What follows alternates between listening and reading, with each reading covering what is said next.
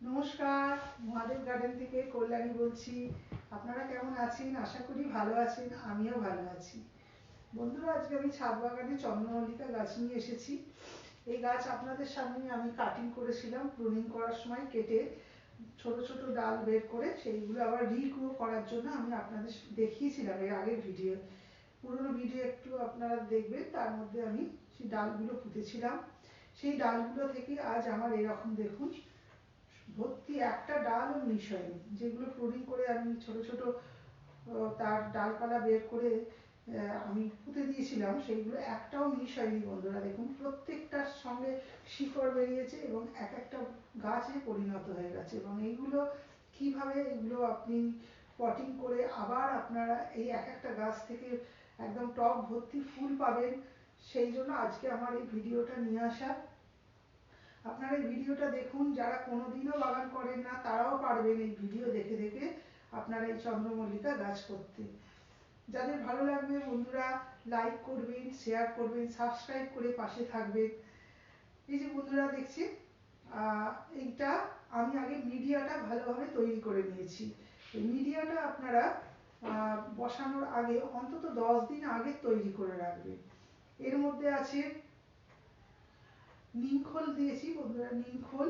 আর এতে সর্ষের খোল একদম দেবেন না, তাহলে এই গোড়াতে ফাঙ্গাস ধরে যাবে। নিম খোল দেবেন, ভার্মি কম্পোস্ট বেশি করে দেবেন, কোকোপিট দেবেন। আর এই যে দেখছেন ট্রাইকোডার্মা ভিরিডি, এরকম বসানোর সময় দিয়ে দেবেন। আর একটু রক্ত সার দেবেন, আর শিংকুচি দেবেন। সমস্ত কিছু দিয়ে 10 দিন আগে এগুলো মাখিয়ে রেখে দেবেন। আর যেদিন পটিং করবেন সেই দিনই আপনি ট্রাইকোডার্মা ভিরিডিটা এইভাবে দিয়ে মাখিয়ে এবার আপনারা এই যে এক একটা টব, আমি 8 ইঞ্চির টব, এগুলো এই এক একটা টবে এক একটা করে, একটা কি দুটো করে গাছ আমি বসিয়ে দেবো।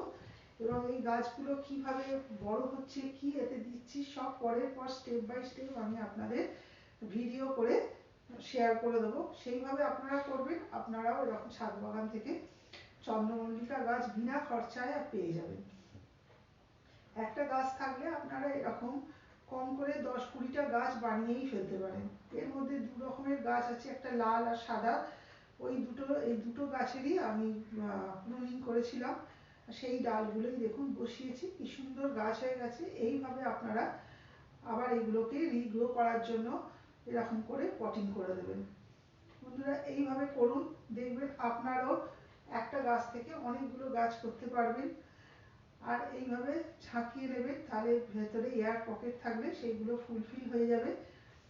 ব্যাস, এবার এইগুলোকে আপনারা আজকে বসাচ্ছেন, আজকে এইটাকে ফুল রোদ্দুরে দেবেন না, একদিন দুদিন পর থেকে এটা সেমি শেডে এখন রেখে দেন। দিয়ে এটাকে আবার 2-3 দিন পরে ফুল একদম রোদের মধ্যে এটা ফেলে রাখবেন। চন্দ্রমল্লিকা রোদ খুব পছন্দ করে। আর প্রত্যেক সপ্তাহে সপ্তাহে আপনারা এর মধ্যে নিম খোল, সর্ষের খোল ভেজানো জল দেবেন প্রত্যেক সপ্তাহে সপ্তাহে।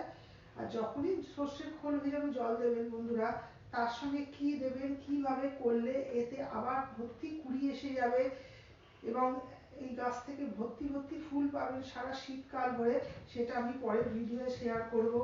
বন্ধুরা এইভাবে আপনারা গাছগুলোকে বসান, বসিয়ে আর আপনারা চন্দ্রমল্লিকা ছাদ ভর্তি ফুল পান, সেটাই আমি চাই।